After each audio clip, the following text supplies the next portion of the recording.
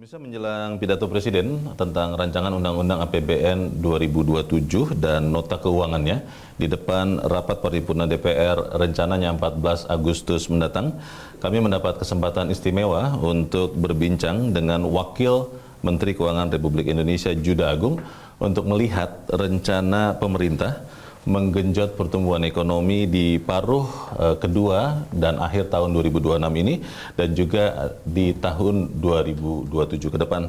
Pak Wamen, terima kasih Pak sudah memberikan waktunya. Sama-sama. Pak Yuda sehat? Alhamdulillah. Alhamdulillah. Baik. Pak Yuda, kalau kita lihat hari Rabu ya, itu BPS merilis angka pertumbuhan ekonomi kuartal kedua 2026. Kelihatannya angkanya itu seperti apa Pak gambarannya? Saya kira dia pertumbuhan ekonomi masih cukup bagus ya, di atas 5, tapi kemungkinan sedikit lebih rendah dibanding kuartal 1 karena ada base aja sebenarnya. Tapi kalau dari sisi gairah ekonominya masih sangat tinggi saya kira di triwulan 2. Data-data misalnya PMI yang kemarin, walaupun ini untuk Juli ya, PMI Juli ya. Sementara kalau kita bicara kuartal 2 kan sampai dengan Juni. Tapi itu sudah menunjukkan adanya sebuah gairah yang cukup tinggi di pertumbuhan ekonomi kita. Kita lihat impor barang modal dan impor bahan baku juga naik kan? Meningkat ya. Trennya naik. Ini juga menunjukkan bahwa aktivitas produksi dan aktivitas investasi itu tumbuh cukup baik. Jadi saya kira pertumbuhan di triwulan 2 ini sedikit lebih rendah dibanding triwulan 1, tapi gairah ekonomi masih jalan dengan pertumbuhan baik. Tetap terus tumbuh ya. Kalau memang kita masih baru masuk di bulan 8 ini ya Pak Wamen ya. Masih ada sekitar 4 bulan. Tapi kalau pemerintah melihat Pak, apakah kira-kira untuk tahun 2026 full year ini akan sesuai dengan target pertumbuhan ekonomi kita atau seperti apa Pak proyeksinya? Ya, target range kita kan 6 sampai 6,0, saya kira masih di dalam range itu ya. Tentu saja di triwulan berikutnya akan ada stimulus-stimulus di sektor otomotif misalnya, yang sudah disampaikan oleh Pak Menteri juga. Saya kira itu akan menambah aktivitas di sektor-sektor manufaktur. Kalau kita lihat Pak, pertumbuhan di triwulan pertama itu kan banyak juga porsi dari pemerintah ya Pak, belanja pemerintah. Di triwulan kedua dan seterusnya 3 dan 4 terutama Pak untuk second half. Itu kira-kira apa yang akan dilakukan untuk tetap mengejar target hingga 6% tadi Pak? Kalau kita lihat pertumbuhan di triwulan 2 misalnya, pertumbuhan belanja pemerintah di triwulan 2 itu masih cukup tinggi. Masih ya sekitar 17-18% lah gitu ya, masih cukup tinggi. Ini kita bicara bukan real ya, kalau pertumbuhan ekonomi kan real ya, ini ada nominal pertumbuhannya dan berbagai upaya kita untuk di dalam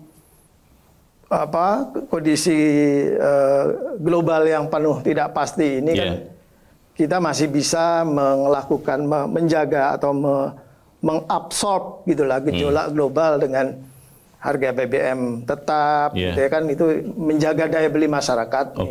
Sehingga konsumsi juga masih cukup baik, terjaga dengan baik. Ya, investasi indikatornya tadi sudah mulai menggeliat lagi. Saya kira ini ke depan saya cukup optimis. Ekonomi kita tetap berjalan dengan baik. Pak, ini terkait angka deflasi ya di Juli ya. Itu kan tercatat deflasi 0,14%, ekspor naik, impor naik. Ini data dari BPS 3 Agustus yang lalu. Untuk menyederhanakan, artinya apa sih Pak untuk masyarakat umum? Deflasi. Kita lihat dulu sumber deflasinya apa. Oke. Kalau melihat data kemarin, deflasi itu kan lebih banyak disebabkan oleh penurunan harga pangan, khususnya bawang merah. Harga bawang turun. Harga bawang turun. Bawang merah ya. Ya, dan juga harga emas turun. Ya, ini tidak terlalu tidak mengindikasikan bahwa demand lemah, gitu ya. Apalagi ditambah PMI-nya naik. Yeah. Kan PMI-nya sebelumnya kontraksi di 46,9 di bawah 50 ya. Sekarang di atas 50,2 ya. Ini kan menunjukkan bahwa ada ekspansi ya dari sisi manufakturnya. Itu saja pesan saya. Deflasi di bulan Juli kemarin lebih banyak oleh ini. Kalau harga pangan biasanya musiman, gitu kan? Kalau emas ya itu impact dari kalau dolar menguat, ya kan? Beli emas kan semakin mahal, jadi harganya demandnya turun, jadi harga bergerak terbalik begitu ya? Iya, jadi itu yang kemudian menyebabkan terjadinya deflasi. PMI tadi sudah membaik. Bagaimana dengan neraca perdagangan Pak Wamen? Karena 70-an bulan kan kita pernah mengalami surplus berturut-turut. Untuk neraca perdagangan seperti apa Pak untuk bulan Juli ini Pak? Ya memang neraca perdagangan di bulan Juli, di bulan Juni yang sebelumnya defisit 1,6 billion kan. Bulan Juli ini membaik, hanya defisit sekitar 450 juta US dollar. Mengecil defisitnya? Defisitnya mengecil. Dan kalau kita lihat ekspornya tumbuh kan 8,8%. Impornya memang tumbuh lebih besar, 32% gitu ya. Tapi kalau kita lihat komponen-komponen impornya, itu adalah impor barang modal, impor bahan baku, yang memang diperlukan untuk produksi, untuk investasi, produksi dan seterusnya. Dan ini defisit yang terjadi itu saya kira karena memang aktivitas ekonomi yang menggeliat lah gitu ya, ekonomi yang menggeliat yang kemudian perlu impor sehingga defisit. Jadi saya kira ini masih dalam siklus bisnis yang normal lah gitu. Di data APBN kita Juli, Pak Wamen, juga dicatatkan, dilaporkan pendapatan negara 1.459 triliun lebih, belanjanya 1.656 triliun. Tapi ada yang menarik Pak, surplus keseimbangan primer. Itu keseimbangan primernya surplus 85,1 triliun. Mungkin masyarakat tidak banyak yang paham, tapi secara sederhana, apa artinya keseimbangan primer yang kemudian menjadi surplus 85 triliun ini? Ya, sebelum saya jawab mengenai keseimbangan primer ini, barangkali saya mungkin sedikit mengulang kondisi fiskal kita ya. Tadi dari sisi revenue ada kenaikan yang cukup signifikan 24%. Kemudian ini yang kemudian juga membuka ruang fiskal sehingga belanjanya juga bisa tumbuh 17%, sekitar itu.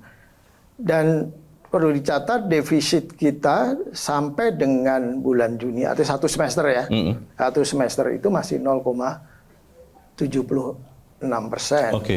Jadi itu sangat terjaga, terkelola dengan baik lah fiskal kita yang memang sangat prudent. Yang ambang batasnya berapa?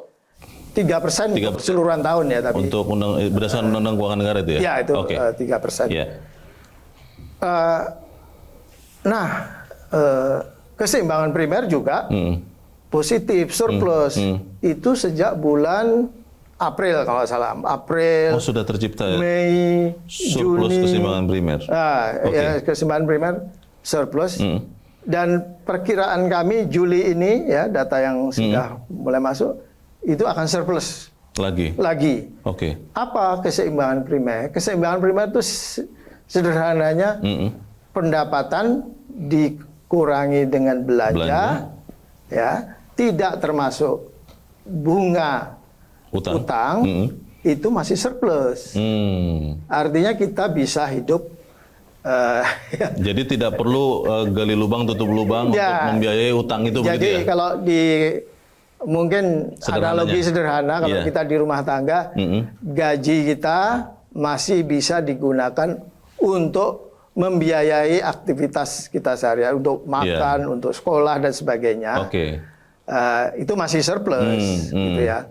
Belum termasuk tapi Iya. pembayaran kita kalau Iya. kita punya utang di bank, gitu ya. Oke. Gitu. Pak Wamen, kalau melihat satu semester sudah berjalan, kira-kira apakah untuk semester 2 ya Pak?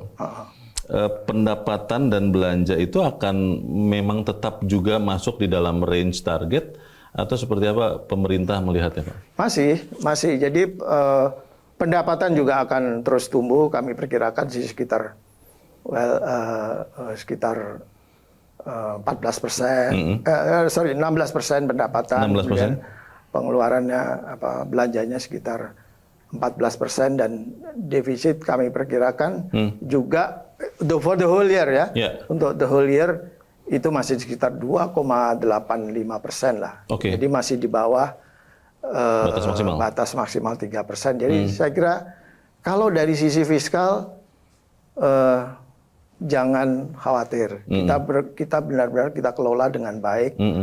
Kemarin saya juga baru pulang dari Singapura ya, minggu lalu hari Kamis saya ketemu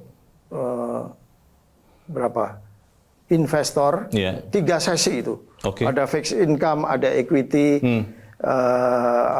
investors, ada analis gitu ya.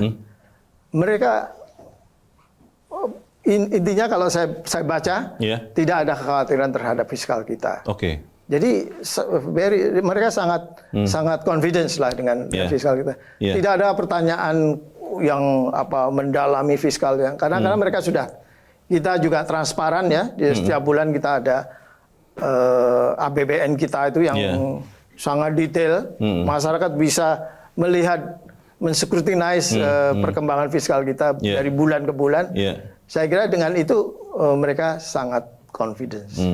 Kalau begitu berarti nanti ini memang masih kita menduga-duga Pak untuk pidato Presiden di pengantar dan nota keuangannya Pak untuk pengantar era APBN 2027 akan seperti yang Pak Wamen barusan sampaikan ya untuk pendapatan dan belanja negaranya. Kalau 2027 kan untuk tahun depan nih. Betul. 14 Agustus nanti. Untuk tahun ini. Itu ya. untuk tahun depan. Ya. Yang tadi kita bicarakan untuk tahun ini 2026, kan. oke. Kalau untuk tahun depan, yang jelas arahnya fiskal kita masih ekspansif, tapi dengan terukur lah gitu ya, terukur. Terukurnya cerminnya dari mana? Bapak Presiden kan sudah sampaikan juga di sidang paripurna sebelumnya bahwa defisit kita dijaga di 1,8 sampai 2,4. Untuk tahun depan ya? Untuk tahun 2027. Oke. Sementara tahun ini kita di 268 kan, di awalnya di target APBN. Kami perkirakan realisasinya 2,85. Ini menunjukkan bahwa kita semakin lama semakin ingin menjaga agar defisit itu tidak mendekati 3%. Dan ini arahan dari Bapak Presiden jelas bahwa kita harus mengurangi defisit secara bertahap. Itu akan terjadi di 2027. Di 2027 1,8 sampai 2,4% terhadap PDB. Ini terkait dengan persepsi kan Pak Wamen juga menjadi sempat pembicaraan banyak orang termasuk masyarakat. Bagaimana kondisi Indonesia, bagaimana kesehatan fiskalnya, termasuk juga bagaimana rating Indonesia. Tapi kita akan bahas di bagian berikut dan pemirsa tetap bersama kami. Top Ekonomi segera kembali.